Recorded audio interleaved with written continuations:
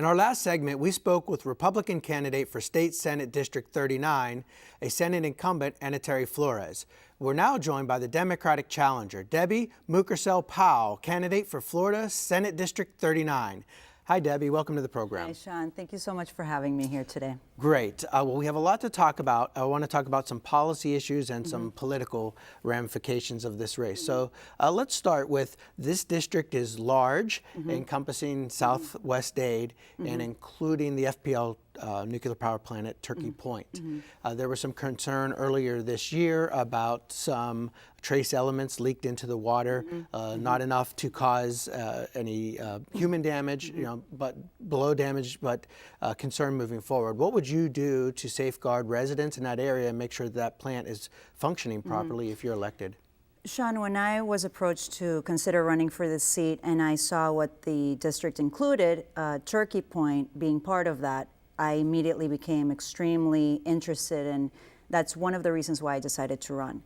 There's nothing more important to me as a mother of 3 children to make sure that we protect our water, which right now is being threatened by Turkey Point, by the nuclear plant at Turkey Point. I think that legislators need to make sure that we hold FPL accountable. I know that my opponent has received thousands of dollars from FPL. She has stood by silently, not really done anything on this issue. I've spoken with different people that are very well aware of what is happening. FPL has the most antiquated cooling canals in the entire world. And there's definitely a plan that they can follow. I know that it's in the courts right now to suggest that FPL can, it's an expensive project, but it's not going to cost as much as it costs them millions of dollars every year to lobby to make sure that they follow their own plan, which is going to take about 10 years. We don't have 10 years to wait. We need to make sure that we protect our water. It's one of the most important things for me in this race, and you can make sure that I'm going to hold them accountable and make sure that they pay for their pollution. Is there a specific way that you could try to hold them accountable? Well, first of all, they should not be passing on rate increases to consumers to pay for this pollution. I think that holding them accountable means making sure that they pay for their own pollution. That's something that I think that we can do in the legislature between the House and the Senate. I think that there are a lot of people that agree with me on that. I also believe that it is imperative for them to start looking at solutions in terms of cleaning these antiquated cooling canals. There are ways that they can start doing this. They're not doing it right now at the moment. So I want to make sure that I work together with SACE, with other individuals that are very involved in this issue to make sure that we pass legislation and hold them accountable. Let me shift to education, which is a very important issue in the state of Florida, of course, too. Yes, it's one of my priorities. All of us watching. So in your commercial, your campaign commercial, you claim that your opponent, Senator Flores, voted to cut education funding by $500 million. Yes. And she'll say that was tough times, the budget needed to be balanced, but that since then she has fought for greater increases in state funding for education. What do you say about that? Well, she's saying that because she's running a very contentious race and she feels very threatened, but the reality is that she has continuously voted to cut education funds. She has been employed by a charter school, by a for-profit charter school company, and she has been employed by this company and at the same time taking public education funds that are taxpayer dollars that should be allocated specifically for a public education system, taking those funds and allocating them to charter schools, which are not held up by the same standards, right? That's where I have a problem with this.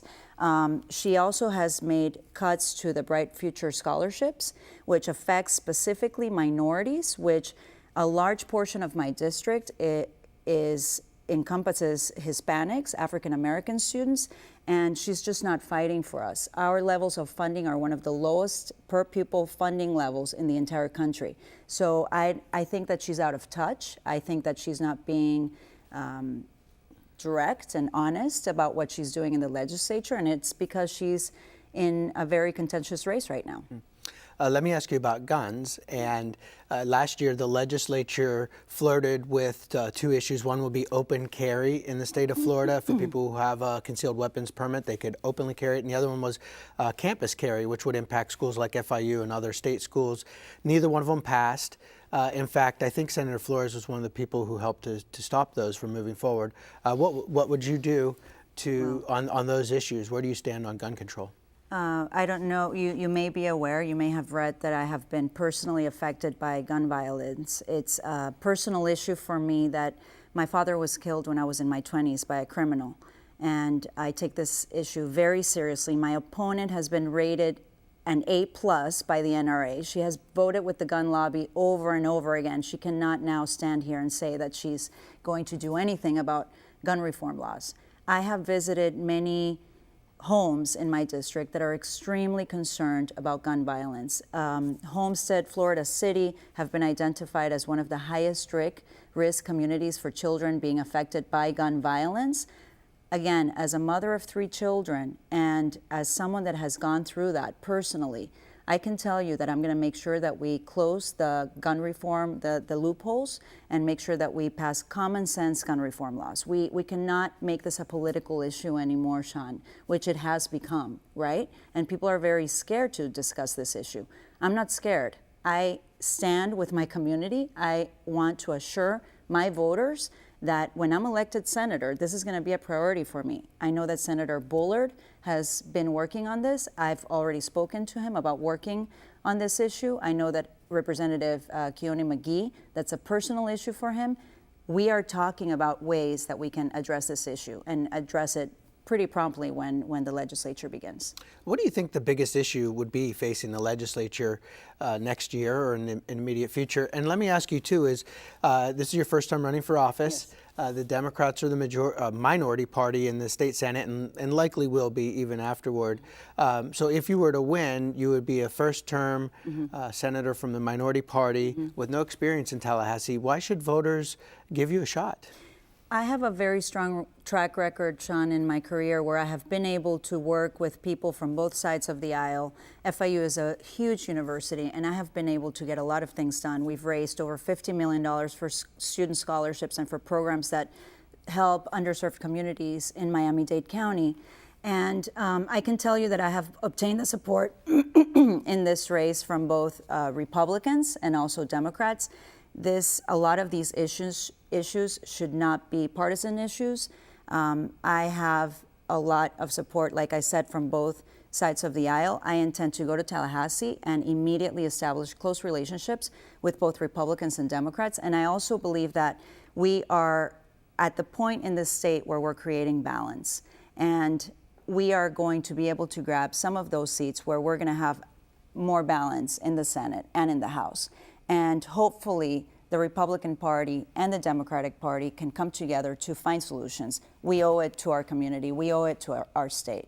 And I know that I can make that happen. And what would be your biggest priority if you made it there? I have to tell you that for me, education, we in order to grow jobs in this state, in order to make sure that we protect our environment, in order to hold making sure that we create jobs for our young students who are graduating. I think that our priority right now needs to be education, investing in our public schools and our public universities, and making sure that we provide high quality education for our children so that they're prepared to compete in a global economy.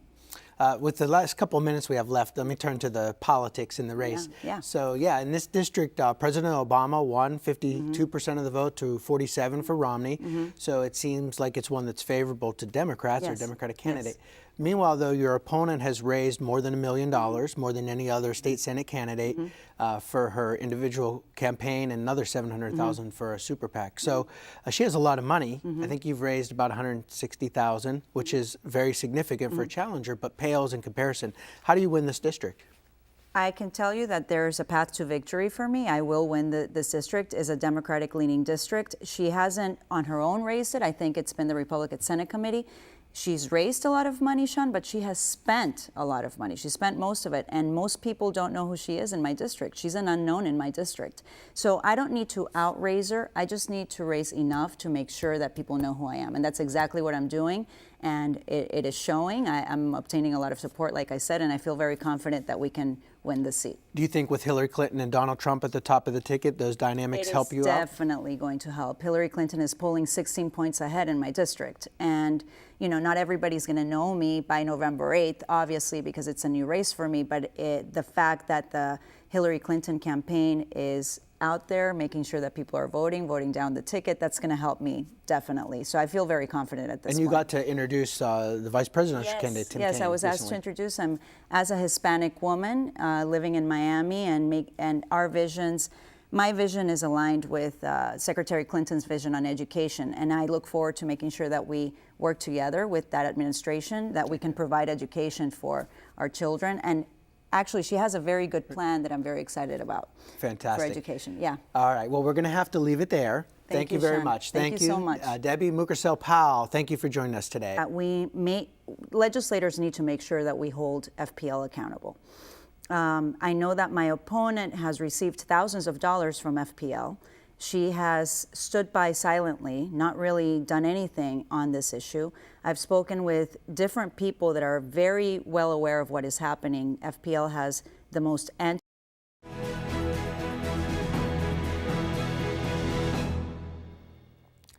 In our last segment, we spoke with Republican candidate for State Senate District 39, a Senate incumbent, Anatary Flores. We're now joined by the Democratic challenger, Debbie Mucarsel-Powell, candidate for Florida Senate District 39.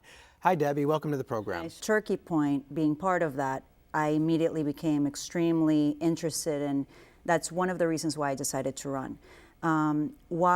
There's nothing more important to me as a mother of 3 children to make sure that we protect our water, which right now is being threatened by Turkey Point, by the nuclear plant at Turkey Point. I think that, John, thank you so much for having me here today. Great. Well, we have a lot to talk about. I want to talk about some policy issues and some political ramifications of this race. So let's start with this district is large, encompassing Southwest Dade and including the FPL nuclear power plant at Turkey Point.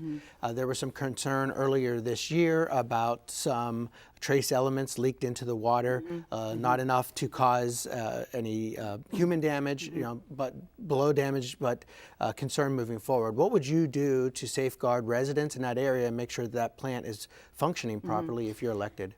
Sean, when I was approached to consider running for this seat and I saw what the district included,